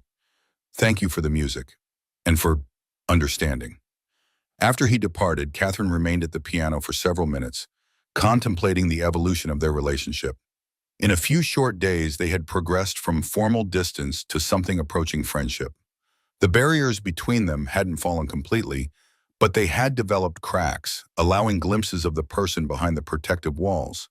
What had prompted this change? The forced intimacy of the storm? The shared secret of Walter Blackwood's connection to both their pasts? Or something more fundamental, a recognition of compatible spirits despite outward differences? Whatever the cause, Catherine could no longer pretend that her interest in Robert Sullivan remained purely professional. Nor could she ignore the potential complications such feelings introduced to an already complex situation. With Walter Blackwood's arrival imminent and financial threats looming, personal entanglements were a dangerous distraction. Yet Catherine couldn't summon regret for the growing connection between herself and this wounded family. Whatever challenges lay ahead, they would face them with greater strength together than separately. Rising from the piano, she closed the keyboard gently, leaving the instrument uncovered as a symbol of the change that had occurred. Music had returned to the Sullivan home, and with it, perhaps, the possibility of healing. Outside, the storm had finally passed. Stars glittered in the clear mountain sky, brilliant against the vast darkness. Catherine stood at the window, gazing up at their distant light, feeling oddly at peace despite the uncertainties that surrounded her. Tomorrow would bring its own challenges. Walter Blackwood's shadow loomed over their fragile contentment.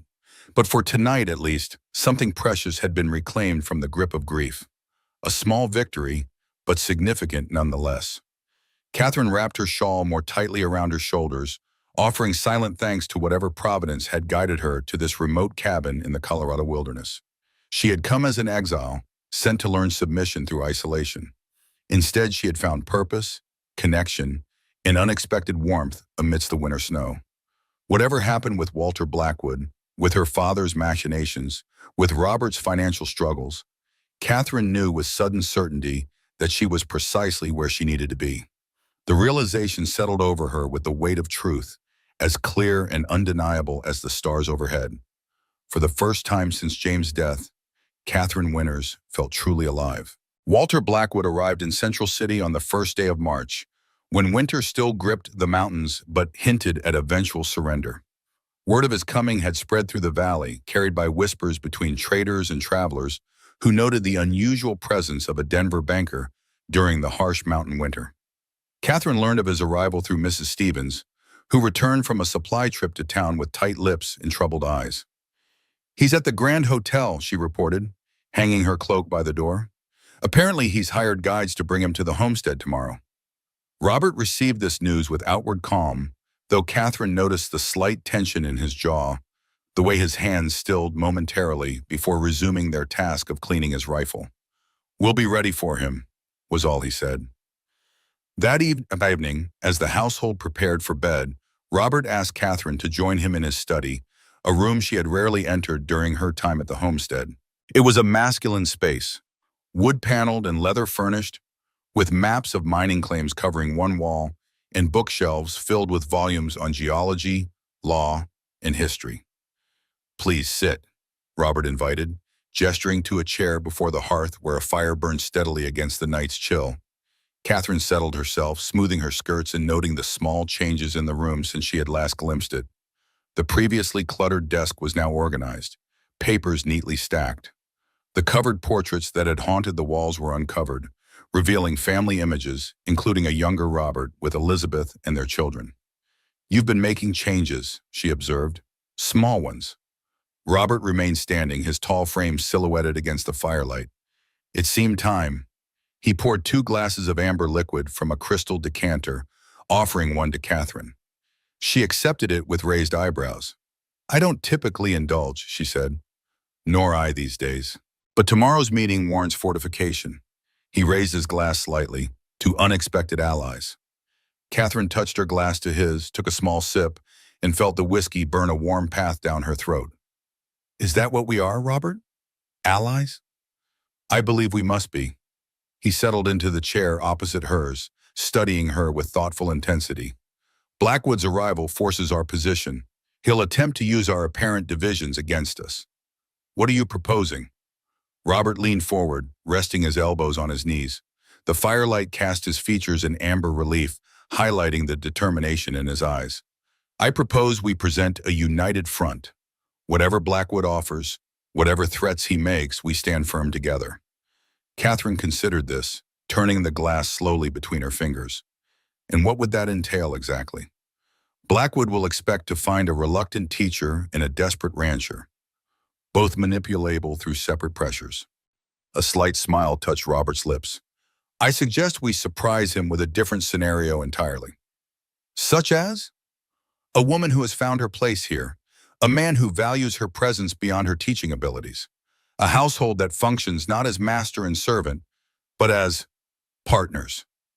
The word hung in the air between them, laden with implications neither had dared voice until now.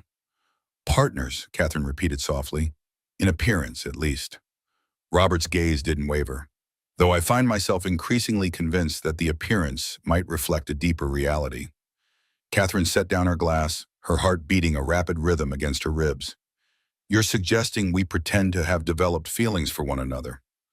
"I'm suggesting we acknowledge what I believe has already occurred." His voice remained steady, though she noted the slight tension in his shoulders, the careful control in his expression. "Unless I've misread the situation entirely." Catherine stood and moved to the window, needing distance to think clearly. Outside, moonlight silvered the snow-covered landscape, beautiful and severe. She had come to love this view, these mountains, this remote cabin that had begun to feel like home. And the man behind her, watching her with patient eyes that saw more than she'd intended to reveal. "You haven't misread," she admitted finally, turning to face him. "But this complicates an already difficult situation. Life seldom arranges itself neatly." Robert rose and approached her, stopping at a respectful distance. "Catherine, I don't suggest this strategy lightly, Blackwood is a dangerous enemy. He destroyed my past. I won't allow him to threaten my future or the future of my daughters. He paused, then added quietly, or yours, should you choose to link your path with ours. The directness of his statement both startled and moved her. This was not a declaration of passionate love, but something equally powerful, an honest acknowledgement of growing attachment, of lives becoming intertwined through circumstance and choice. What exactly are you proposing for tomorrow? Catherine asked. That we receive Blackwood not as employer and employee, but as a united household. That we demonstrate clearly that any attempt to pressure either of us individually will fail. Robert hesitated, then continued. And should he make the expected offer regarding your hand in marriage, you will have a ready explanation for your refusal. Because I'm spoken for. Precisely. Catherine considered the strategy. It was bold, unexpected, and not without risk. Yet it possessed an elegance that appealed to her strategic mind. More importantly, it contained a foundation of truth that made it sustainable. The girls? Sarah already suspects a shift in our relationship. Hannah openly hopes for it. A rare smile softened his features. Children are remarkably perceptive in these matters. Catherine nodded, remembering Hannah's drowsy observation about her father being less cold in her presence. And Mrs. Stevens? Will support whatever approach protects his household. He took another step closer, now near enough that Catherine could detect the faint scent of pine and wood smoke that clung to his clothing. The question, Catherine, is whether you can support it, whether you're willing to publicly align yourself with a man Blackwood considers an enemy, with all that entails. She met his gaze steadily. I made my choice the moment I discovered Blackwood's connection to your past. I won't be manipulated, and I won't allow him to destroy what remains of your family. She drew a deep breath. If presenting ourselves as emotionally attached strengthens our position, then I'm willing. Relief and something deeper flickered in Robert's eyes. Thank you. But Robert, she cautioned, we should be clear about what happens after tomorrow. This strategy commits us to a path that can't easily be abandoned once Blackwood departs. I'm aware. He reached slowly for her hand, giving her time to withdraw if she wished. When she didn't, his fingers closed warmly around hers. I find myself surprisingly unconcerned about that particular complication. The simple touch sent warmth spreading through Catherine's cheeks. How long had it been since she'd experienced this quiet certainty, this feeling of rightness that had nothing to do with reason and everything to do with instinct? Not with James, whose companionship had been comfortable, but never quite ignited this steady flame. Perhaps never, until now. Then we are agreed, she said softly. Robert's thumb traced a gentle pattern across her knuckles. We are.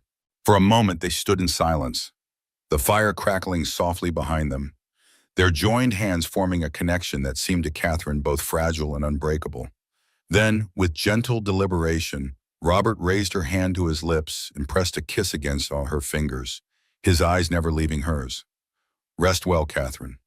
Tomorrow will test us both. She nodded, reluctantly reclaiming her hand. Good night, Robert. As she climbed the stairs to her room, Catherine realized her heart felt lighter despite the challenges that awaited them. Tomorrow would bring confrontation with Walter Blackwood, a man whose ambition had already destroyed one family.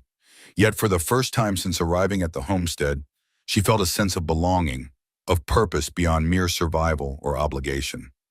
Whatever happened with Blackwood, Catherine Winters was no longer simply the judge's daughter sent to teach in the wilderness. She had become something more. A woman who had found her place, a woman who would fight to protect those she had come to care for, a woman willing to stand against corruption alongside a man who had once done the same, regardless of the cost. Sleep came surprisingly easily that night, deep and dreamless. Morning dawned clear and cold, the sky a pristine blue that belied the tension vibrating through the Sullivan homestead. Catherine dressed with particular care, choosing her most formal day dress, a deep blue wool that brought out the gold flecks in her hazel eyes. She arranged her hair neatly, neither too elaborate for a teacher, nor too severe for a woman confident in her position. When she descended to the main room, she found Robert similarly prepared, wearing a crisp white shirt beneath a dark waistcoat, his usual frontier attire replaced by clothing that hinted at his former status. The transformation was subtle but effective, reminding Catherine that before tragedy struck, Robert Sullivan had been a man of consequence in Colorado's mining society. "You look," he began, then seemed to reconsider his words. "Ready." Catherine smiled slightly at his restraint. "As do you." Mrs. Stevens bustled in from the kitchen, her sharp eyes taking in their appearance with approval. "The girls are dressed and have been instructed to remain upstairs until called for." She paused, then added with uncharacteristic emotion, "Mr. Sullivan, whatever happens today, know that this household stands with you." Robert nodded, visibly moved by the older woman's loyalty. "Thank you, Martha." The use of her given name wasn't lost on Catherine. Today, the usual barriers of position and formality had been set aside in favor of unity. They settled in the main room to wait, Catherine seated in the chair nearest the hearth, Robert standing by the window where he could observe the approach trail. The minutes stretched interminably until finally, just before noon, Robert straightened. Riders approaching, 3 of them. Catherine rose, smoothing her skirts one last time and moving to stand beside Robert, close enough that their shoulders nearly touched. A deliberate position, establishing their alliance for the coming encounter. "Ready?" he asked softly. "Yes." The sound of horses arriving, men's voices exchanging brief comments, boots on the porch steps. Then a firm knock at the door. Mrs. Stevens answered it with dignified reserve. "Mr. Blackwood, I presume. Mr. and Mrs. Sullivan are expecting you." The deliberate use of Mrs. Sullivan had been Robert's suggestion, a small deception to immediately unbalance Blackwood's expectations. Catherine heard a momentary pause before the visitor responded. How efficient of them. Walter Blackwood entered the main room with the confident stride of a man accustomed to deference. His expensive overcoat and tailored suit spoke of Denver wealth, while his carefully groomed appearance showed no sign of the difficult journey through mountain terrain. At 54, he remained handsome in a calculated way, his silver-touched dark hair and trim beard designed to project wisdom without age. His eyes, however, revealed his true nature to Catherine. Cold and assessing, they swept the room before settling on her with a flash of genuine surprise, quickly masked by practiced charm.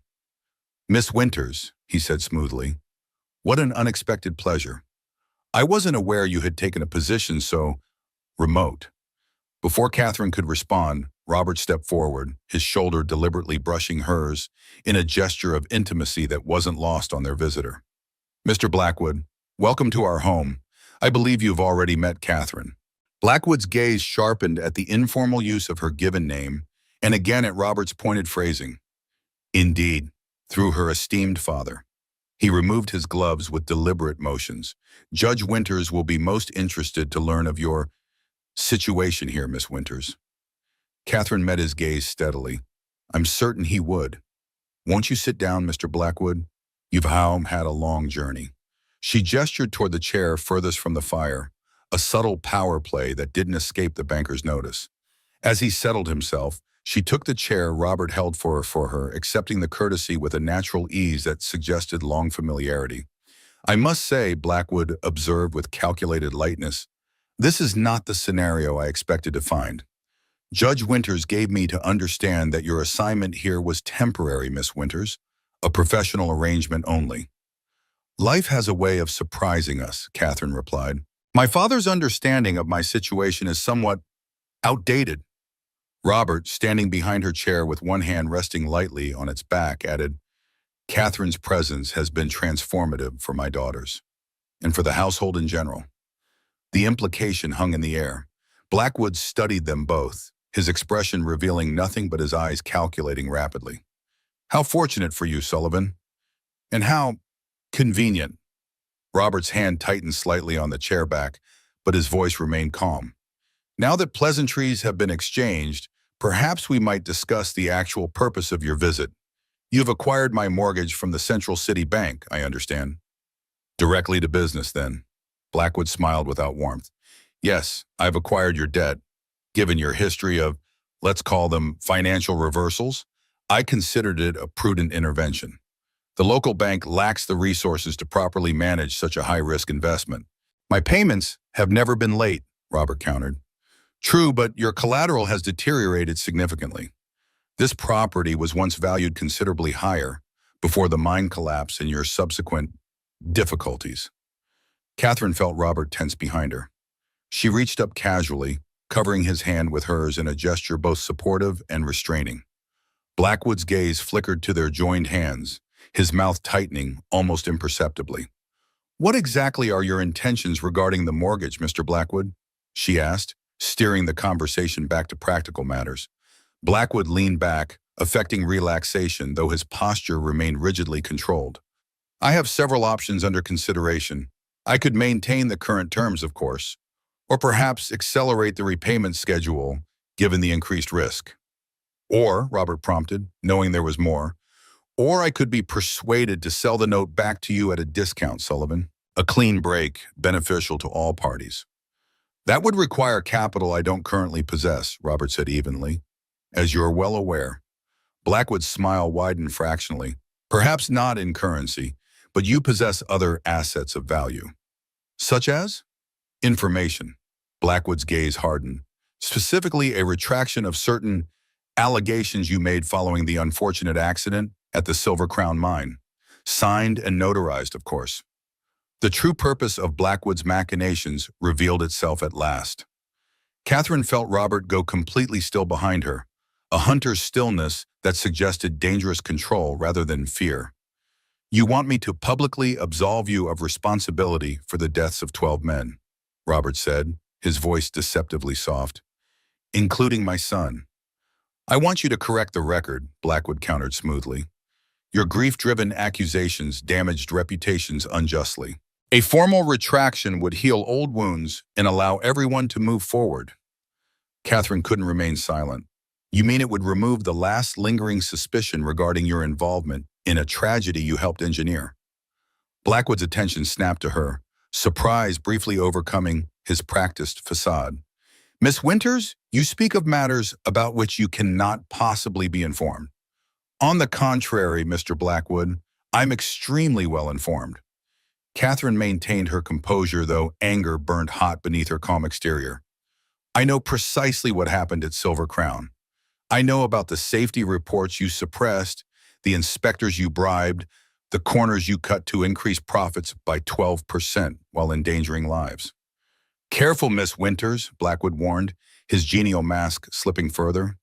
"Repeating such libelous claims could have serious consequences. For you and for your father's reputation." "Are you threatening me, Mr. Blackwood?" "I'm advising caution, as a friend of your family."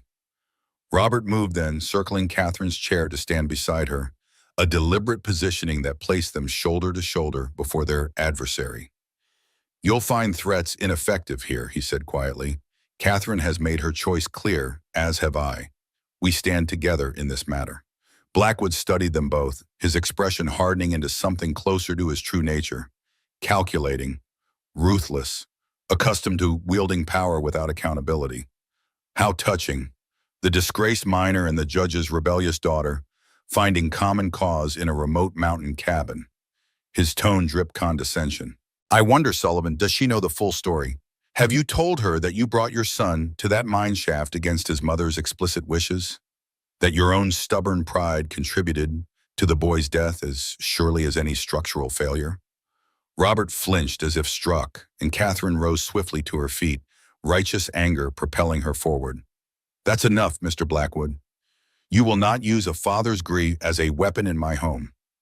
The possessive pronoun escaped her lips naturally, unplanned, but entirely truthful. This was her home now, in all the ways that mattered, and she would defend it and its inhabitants with every resource at her disposal. Blackwood's eyebrows rose slightly. "Your home? How quickly you've adapted to your circumstances, Miss Winters. One might almost suspect you planned this entire arrangement." "The only person who planned anything was you," Catherine responded, her voice steady despite her anger. "You manipulated my father, acquired Robert's mortgage, and traveled through winter mountains, all to force a false confession that would protect you from future scrutiny. Your desperation betrays your guilt, Mr. Blackwood." A flash of genuine anger crossed Blackwood's face before he mastered himself. "You're making a serious mistake, aligning yourself with Sullivan. His battle is already lost. Has been for years." He turned to Robert. Tell her, Sullivan. Tell her how you exhausted every legal avenue, every possible ally. Tell her how even your wife couldn't bear to stand beside you in the end. Catherine felt Robert's hand find hers, their fingers interlacing with quiet strength. Elizabeth was ill, Robert said simply. Grief-stricken and dying. You will not use her memory as a weapon either. Blackwood studied their joined hands with calculating eyes. How convenient that you've found such a stalwart replacement. One wonders what Judge Winters would make of his daughter's transformation from reluctant teacher to mountain wife. My father's opinion ceased to influence my decisions the day he attempted to barter me into marriage with you, Catherine replied coolly. Something like genuine surprise flickered across Blackwood's features. Is that what you believe happened? How charmingly naive. He smiled thinly. Your father was protecting you, Miss Winters, from your own unfortunate tendency toward emotional decisions rather than practical ones, a tendency that appears to have reasserted itself in these rustic surroundings. What are you implying, Blackwood? Robert's voice held a dangerous edge. Merely that Judge Winters, knowing his daughter's romantic inclinations might cloud her judgment, sought to secure her future through a prudent match, with a man of substance and position. Blackwood adjusted his cuffs casually. Instead, she appears to have thrown herself away on a failed minor with 2 half-wild children and a mountain of debt. Hardly the future the judge envisioned for his only daughter. Catherine felt a chill at the calculated cruelty of Blackwood's words, designed to plant seeds of doubt about her father's motives, about Robert's worthiness, about her own judgment. My future is mine to determine, Mr. Blackwood, as is my heart. Such admirable independence, he mocked gently. I wonder how long it will sustain you when winter returns and Sullivan here can no longer make his payments. When this property is foreclosed upon and you find yourself truly isolated, miles from civilization with no resources and no protector. That won't happen, Robert stated firmly. No, Blackwood raised an eyebrow. You have until May 1st, Sullivan. Either produce a signed retraction of your accusations regarding Silver Crown or repay the mortgage in full. Otherwise, I'll be forced to foreclose. He rose smoothly to his feet. Consider carefully. Your pride cost you one family already. Are you prepared to sacrifice another? The threat hung in the air like gun smoke, acrid and dangerous. Catherine felt Robert's hand tighten around hers, drawing strength from the connection. May 1st, Robert repeated. Very well. You will have your answer by then. I'll look forward to it. Blackwood retrieved his gloves, pulling them on with deliberate motions. Miss Winters, I'll convey your situation to your father. I'm certain he'll be most interested to learn of your new circumstances. You may tell him I'm well and that I found my place. Catherine met his gaze steadily. Nothing more is necessary. Blackwood inclined his head with mocking courtesy. As you wish. He turned to Robert. Sullivan, consider my offer carefully. Some battles cannot be won, only survived. You had your chance at heroism once with catastrophic results. Perhaps a different approach might better serve your expanded responsibilities. The implied threat toward the entire household hung in the air as Blackwood departed, Mrs. Stevens showing him out with frigid courtesy. When the door closed behind him, Robert released Catherine's hand and moved to the window, watching silently as Blackwood and his guides mounted their horses and rode away. He's more dangerous than I remembered, Robert said quietly. More calculating. Catherine joined him at the window. He's also afraid. Otherwise, he wouldn't have come himself, wouldn't be so desperate for your retraction. Afraid of what? The legal case was dismissed years ago. No new evidence has emerged. Something has changed, Catherine mused. Something that makes your accusations relevant again. She turned to face him. Robert, what exactly happened after the mine collapse? The full story. He gazed out the window for a moment longer before turning to meet her eyes. I filed formal complaints with the mining authority, presented evidence of safety violations, falsified inspection reports. Blackwood and his partners countered by claiming the collapse was caused by unauthorized dynamiting I had ordered. His jaw tightened. They produced witnesses who testified they'd seen me bringing explosives into the mine that day. But that wasn't true. No, I had brought surveying equipment to assess a new seam, Thomas was interested in geology, wanted to learn. His voice caught momentarily. The case dragged on for months. Eventually, the mining board ruled there was insufficient evidence to assign blame. Blackwood's reputation suffered, but he kept his banking license, his investments, his position. "And you lost everything," Catherine said softly. "Not everything." Robert's gaze shifted toward the stairs where his daughters were waiting. "But enough." Mrs. Stevens rejoined them, her face tight with concern. "What now, Mr. Sullivan?" Robert straightened his shoulders, determination replacing the momentary vulnerability. "Now we prepare. Blackwood has shown his hand. We have until May to counter it." "How?" Catherine asked. "I don't know yet, but I won't sign a false retraction, and I won't lose this home." His gaze met Catherine's, steady and resolute. "Not now, when there's finally something worth fighting for again." The simple declaration warmed her, despite the uncertainty they faced. "Then we'll fight together," she said. "But first, we should talk to the girls. They've been patient long enough." Robert nodded, and Catherine called up the stairs. Sarah and Hannah appeared immediately, their faces alight with curiosity and concern. "Is the bad man gone?" Hannah asked, hurrying down to Catherine's side. "Yes, dear one, he's gone." Sarah studied her father's face with perceptive eyes. "But he'll be back." "Not for some time," Robert assured her. "And when he does, we'll be ready for him." "But together?" Hannah looked between Catherine and her father, hope brightening her features. Robert met Catherine's gaze over the child's head, a silent question in his eyes. She answered it without hesitation, reaching for his hand and completing the circle that included both girls. "Together," she confirmed. The simple words sealed a commitment that had begun as strategy but had transformed, over the course of a challenging morning, into something far more profound. Whatever uncertainties lay ahead, whatever struggles Blackwood's ultimatum would bring, they would face them not as individuals, but as a family united by choice rather than merely by circumstance or blood. Mrs. Stevens watched them with approving eyes before announcing that dinner was ready. As they moved toward the dining room, the atmosphere in the cabin gradually lightened. Hannah chattered about the bad man's funny city clothes, Sarah asked perceptive questions about the mortgage situation, and Robert answered with honest simplicity, treating his daughters as participants in the family's challenges, rather than helpless bystanders. Catherine observed the interaction with quiet pride, recognizing how far all three Sullivans had come from the wounded, isolated individuals she had first encountered. Progress had been made, healing had begun. She would not allow Walter Blackwood to threaten that hard-won growth. After the meal, while the girls helped Mrs. Stevens with the dishes, Robert drew Catherine aside. "I need to be honest with you," he said quietly, "about what happens next." Catherine nodded, prepared for difficult truths. "Go on." "I have no ready solution to Blackwood's ultimatum. The mortgage amount is substantial. I've been making payments steadily, but the principal remains largely intact. To repay it in full by May would require resources I simply don't have." "Could you borrow elsewhere? Another bank, perhaps?" Robert shook his head. "Blackwood has influence throughout the territory's financial institutions. Even if I found a willing lender, the terms would be punitive." "Then we need another approach entirely," Catherine said firmly. "Blackwood is vulnerable somehow. Otherwise, he wouldn't be so desperate for your formal retraction." "Perhaps," Robert looked troubled. "But identifying that vulnerability and leveraging it effectively within our time frame may prove impossible."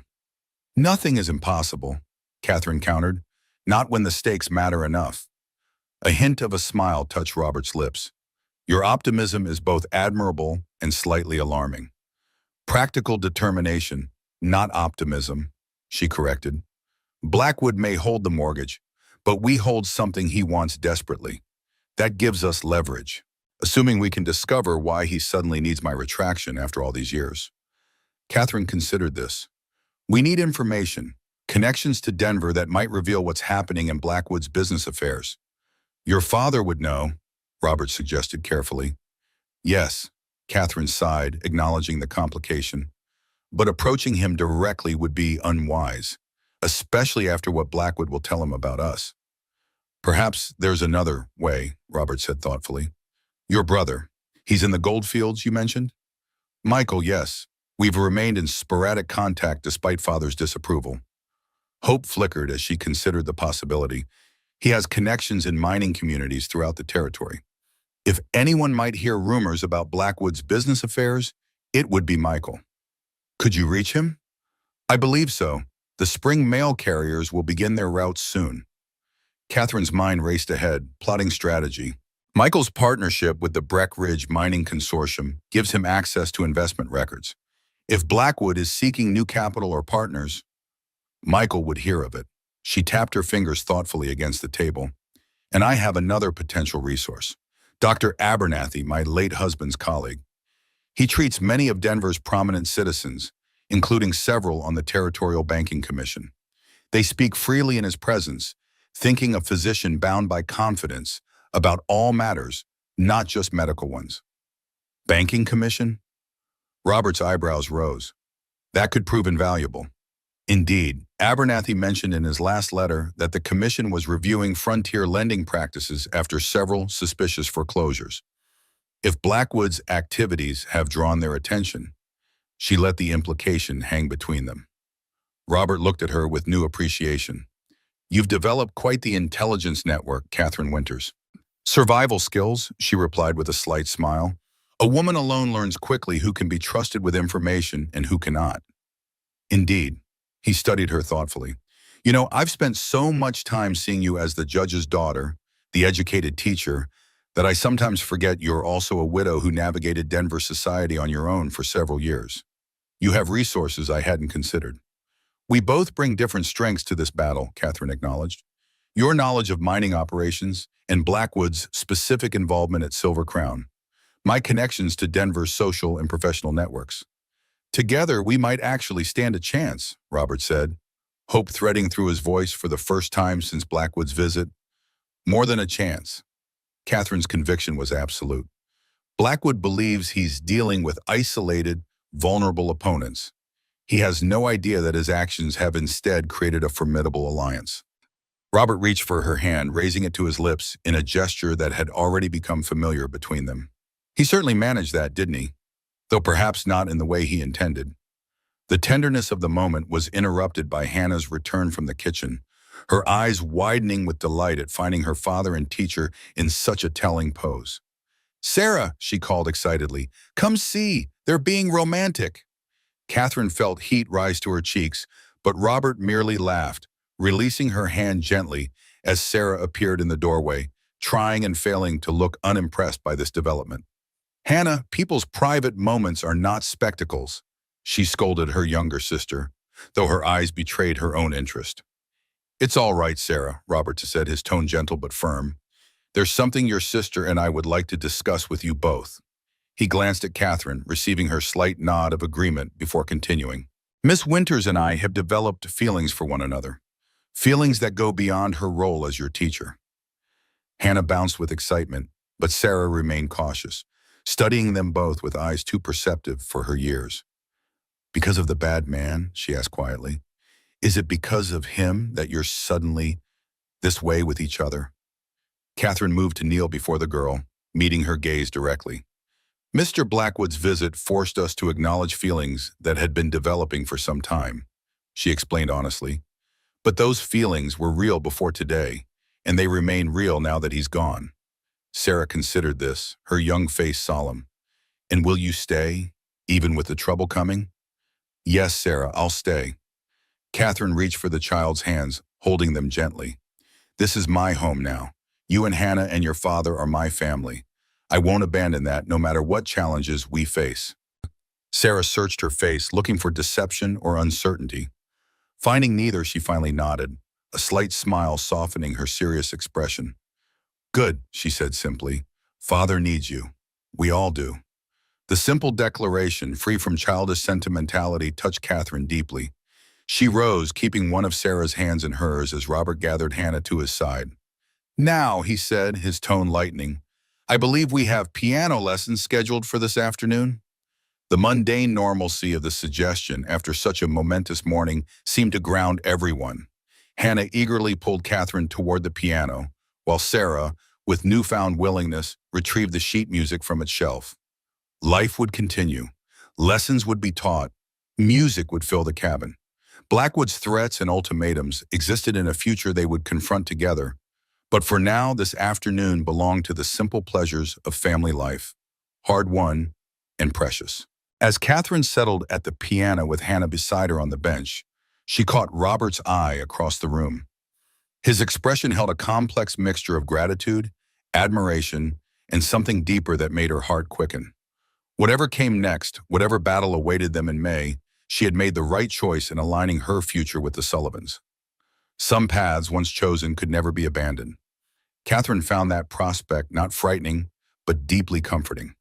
For the first time since her husband's death, perhaps for the first time in her life, she had chosen her own destiny rather than accepting one arranged by others. Walter Blackwood, in his arrogance, had made a critical miscalculation.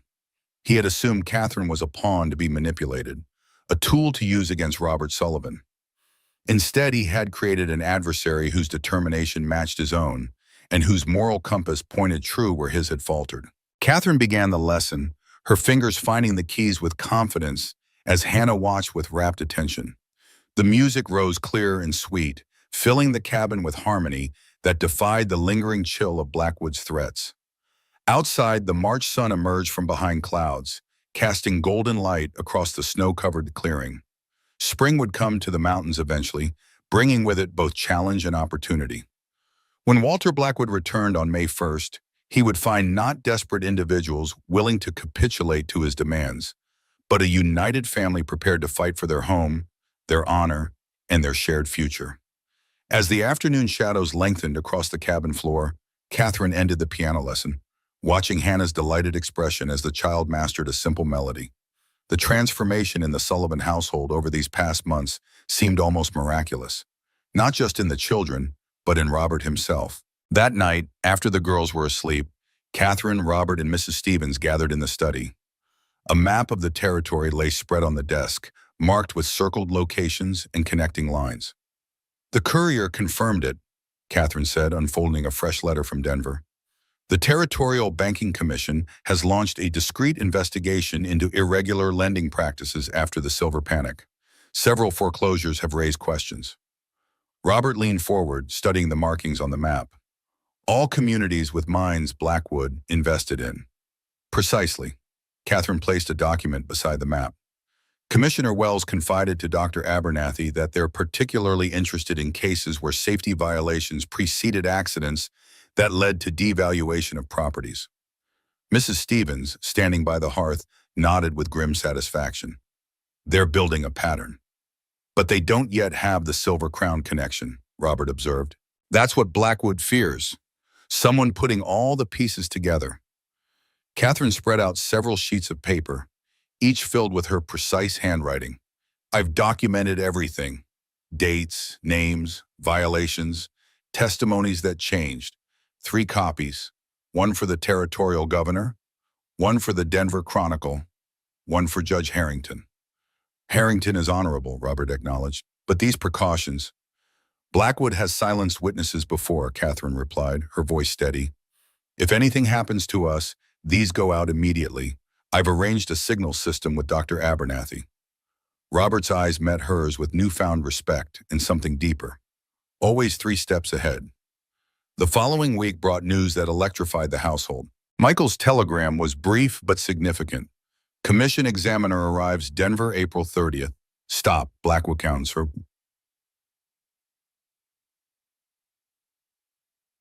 Count's first priority: stop. Partners divesting quietly. Stop. Stand firm.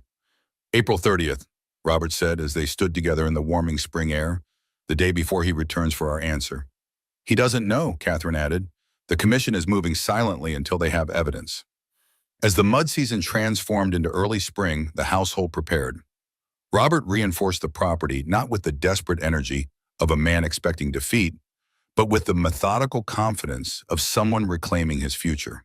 The girls flourished under the household's new atmosphere of possibility rather than dread. In the final days of April, as wildflowers began dotting the lower meadows, Robert found Catherine alone on the porch, watching the sunset paint the western peaks in gold and crimson. "I realized something today," he said, settling beside her. Catherine turned, noting the ease in his posture that had replaced the rigid vigilance of months past. What's that? Our strategy against Blackswood began as just that, strategy, a united front to present to an enemy. He took her hand, his calloused fingers gentle against hers. But somewhere along the way, it became truth. It did, she agreed softly. When this is over, he continued, his voice gaining certainty, when Blackwood no longer threatens everything we've built. Would you stay, Catherine? Not as the children's teacher, not as an ally against common enemies, but as my wife. The question hung in the evening air, not a surprise, but rather the natural culmination of everything that had grown between them. Catherine didn't answer immediately, savoring the moment and all it represented: choice, freedom, belonging. Yes, she said simply, I would. The night before Blackwood's return, a gentle rain fell across the valley, nourishing the earth, awakening from winter's grip. In her room, Catherine wrote in her journal one last entry as Miss Winters, April 30th, 1879. Tomorrow marks not an ending but a beginning. What began as exile has become my chosen home. What started as obligation has transformed into love, not just for Robert, but for Sarah and Hannah, for these mountains, for this life we are building together. Blackwood comes expecting to find our weaknesses. Instead, he will find our strength. The Commission's investigation will uncover what he has tried to bury for years. Justice long delayed now stands at our threshold. Father sought to break my independence by sending me to this remote cabin. Instead, I found a different kind of freedom, not the hollow autonomy of a solitary life, but the profound liberty that comes from choosing one's own path, one's own battles, one's own family. The teacher has become a wife, a mother, a defender of this land. Tomorrow we stand together. Outside, the spring rain cleansed the air, washing away the last vestiges of winter. Inside the Sullivan home, soon to be her home in name as well as heart, the silence was no longer that of grief suppressed, but of peace hard won. Tomorrow would bring its challenges, but tonight Catherine closed her journal with the quiet certainty that whatever came, they would meet it not as broken individuals, but as a family forged through choice, respect, and love.